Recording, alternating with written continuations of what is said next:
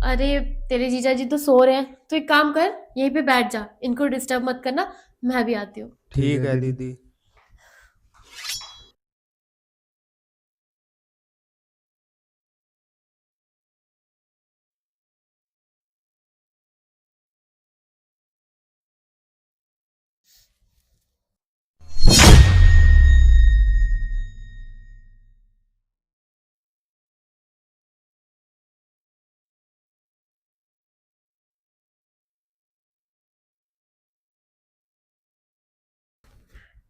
ये लो, पानी P low.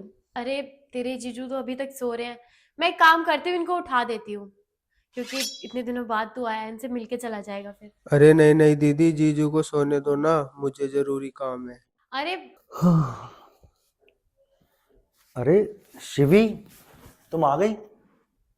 ये लो, उठ गए ना। अरे मैं तो इतनी देर की आई हुई हूँ, तुम तो सो रहे थे।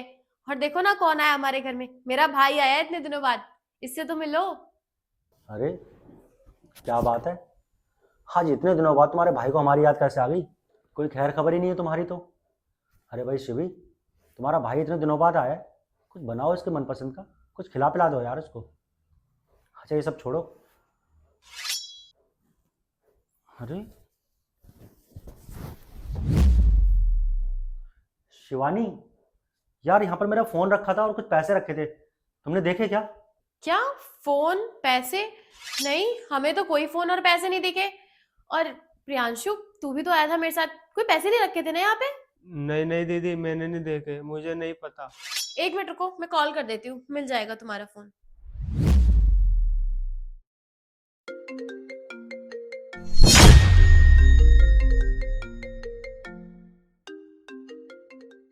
अरे प्रियांशु, फोन की आवाज तेरी जेब से कैसे आ रही है? अब फ़ोन इसके जेब में है तो पैसे भी इसके जेब में ही होंगे। अरे नहीं नहीं जीजा जी, मेरा फोन बज रहा है। मैंने आपको बोला था ना मुझे कहीं जाना है, तो मेरे दोस्त का फोन है। हाँ, हो सकता है इसी का ही फोन हो।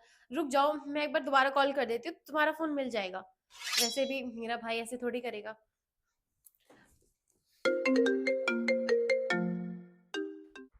फोन की आवाज फिर तेरी जेब से आ रही है। झूठ मत बोल, सच सच बता। जीजू के पैसे और फोन तूने ही चुराया है ना? नहीं नहीं दीदी, मैंने नहीं चुराए। चुपचाप से निकाल के दे दे।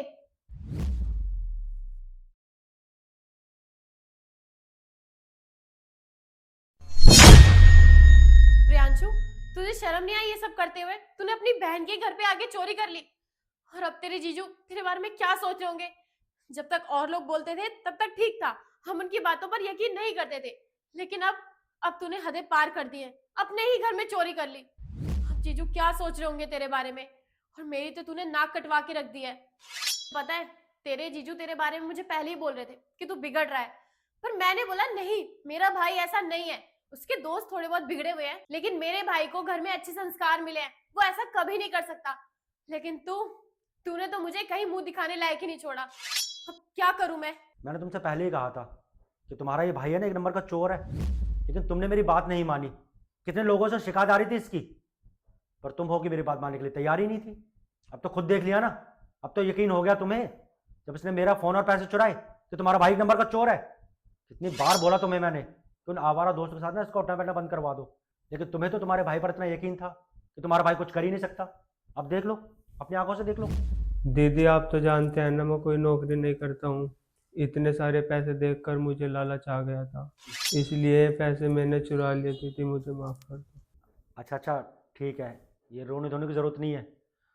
शिवानी, अब यार मैं क्या बोलूँ, तुम्हारा भाई है तो चलो इसे माफ़ कर देते हैं, गलती हो जाती है इंसान से।